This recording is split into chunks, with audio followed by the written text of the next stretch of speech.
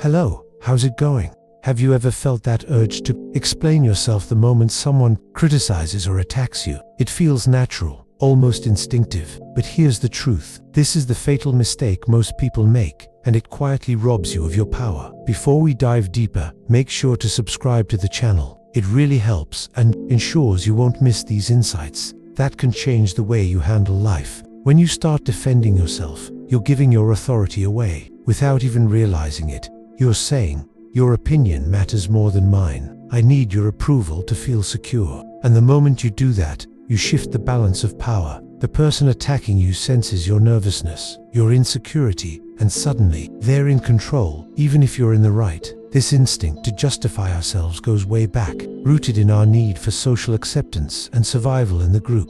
But the modern world doesn't reward that. Today, explaining yourself too much rarely earns respect. Instead, it exposes weakness, invites more judgment, and gives others leverage over you. Think about it. How many times have you tried to defend yourself, only for things to get worse? That's because your explanation opens the door for more attacks, keeping you on the defensive. Here's the key. Silence is stronger than any argument. When you don't justify yourself, when you stay composed even under attack, you take back control. The other person gets uncomfortable because they were expecting an emotional reaction. They wanted a fight, and you didn't give it. That's where power shifts. It's natural to want to defend yourself, almost automatic, but pausing, breathing, and choosing not to explain is what separates those who get manipulated from those who lead the situation. Notice this. Even innocent people who over-explain often look guilty or as if they're hiding something. The world judges perception, not truth. So the first step to taking control is understanding this. Trying to convince someone of your point rarely matters and often backfires. This isn't arrogance or coldness, it's strategy.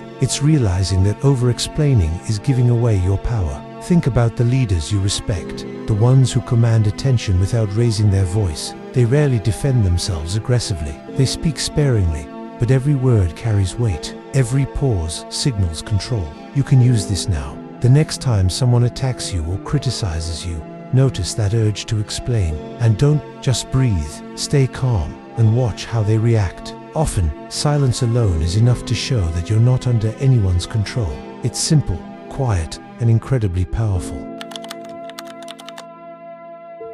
Welcome back. Now that you understand the danger of let's talk about a truth most people ignore. Power lies in controlling the narrative. Niccolo Machiavelli knew this centuries ago. He said, "Whoever controls the story controls perception, and perception shapes reality." When you rush to defend yourself, you send the wrong signal. You appear anxious, defensive, weak, even if you are completely innocent. The world doesn't reward explanations. It rewards presence, composure, and control.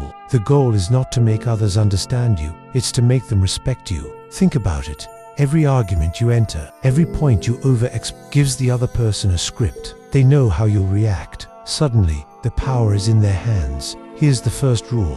Silence is a weapon. It disarms the attacker because they expect you to react emotionally. They want conflict, and when you don't give it, the balance shifts. But silence alone isn't enough. True mastery comes with what I call the Machiavellian reversal. Instead of reacting to an accusation, you turn it back on the aggressor. You reflect the criticism calmly, without explanation, and make them reveal their own weakness. Example, someone calls you arrogant. Most people would defend themselves, deny it, try to explain, but a master of power doesn't.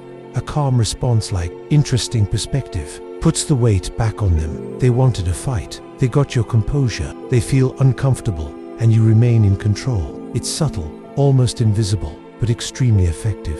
People underestimate the power of composure, and that's exactly where real influence lies. Now, imagine a work meeting. Your idea is criticized. Instead of defending it, you ask, "Good point. How would you approach it?" Notice what happens. You didn't explain. You didn't argue. You shifted the focus, maintaining control of the narrative. The same applies to relationships, social interactions, or online debates. It's not about being right. It's about standing firm, calm, and respected. Over time, people notice. When they push you, you don't flinch. You don't react emotionally. They start to choose their words carefully because they know the game has changed. This is the essence of power according to Machiavelli.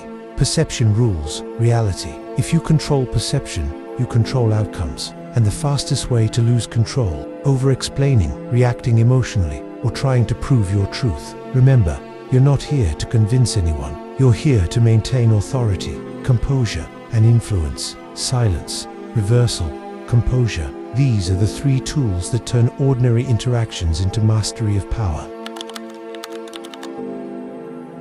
Now we reach the part that truly changes everything. How to apply these ideas in real life. 1. At work. If your idea is rejected or criticized, don't rush to defend it. Ask instead, good point, how would you approach it? This keeps you in control of the narrative while showing that you value the other person's perspective without losing authority. 2. In relationships, if someone says, you don't care about me, don't scramble to prove affection or attention. Simply respond, is that how you feel? You don't justify yourself. Conserve emotional energy and place the perception responsibility on them. 3.